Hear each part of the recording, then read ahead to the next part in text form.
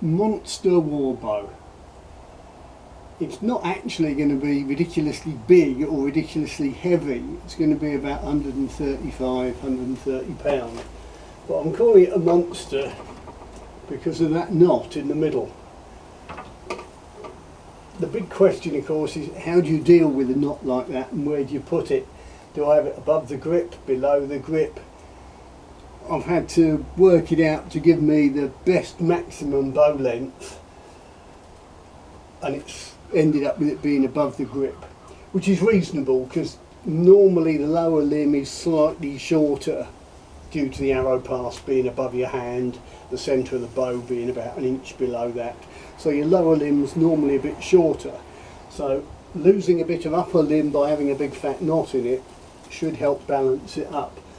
Unfortunately it bulges out rather a lot on the arrow pass side, but if I can tuck the arrow pass just below the knot, it will be alright.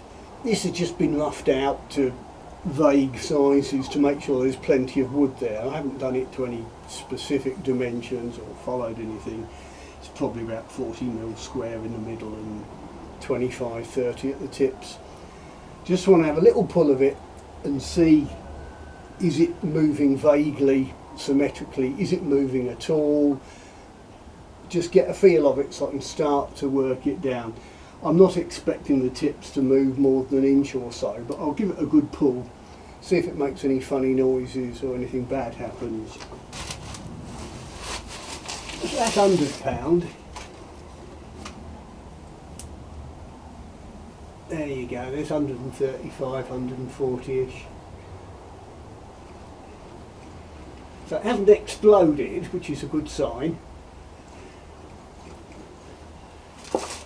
So the main thing is we know that knot with that much wood around it can survive that much weight at that much leverage, which is a good start. Having had the bow up on the tiller, I could see it wasn't actually flexing much, so I've been removing wood off the belly, mostly with a draw knife. You can see the sort of amount I've been taking off. As I take it off, I'm keeping it very flat and rectangular still, but then the sort of trick I use is I'll chamfer the corners, and then it will give me a line that I can work down to, taking more off the belly. So it just means you're removing it evenly and you're not going mad. You can see I've done that top limb, taken a bit more off.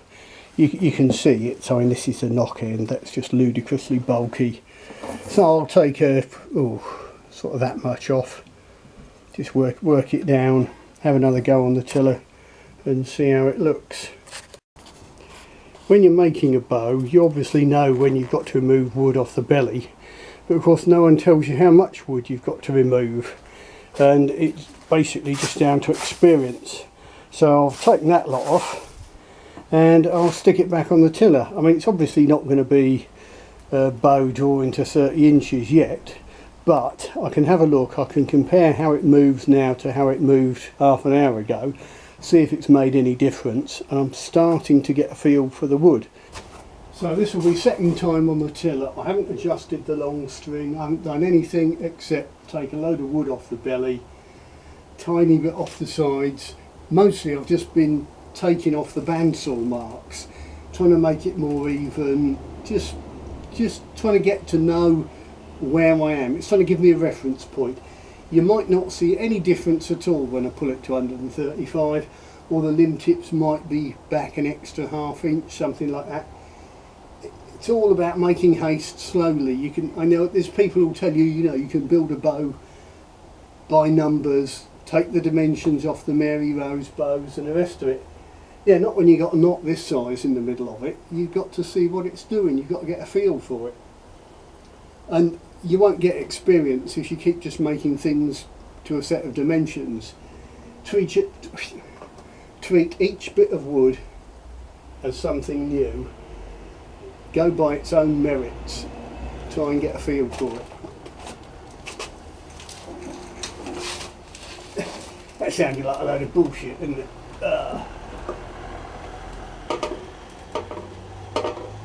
Well, I can see that's moving more. 135. I'll be coming down a good brick now.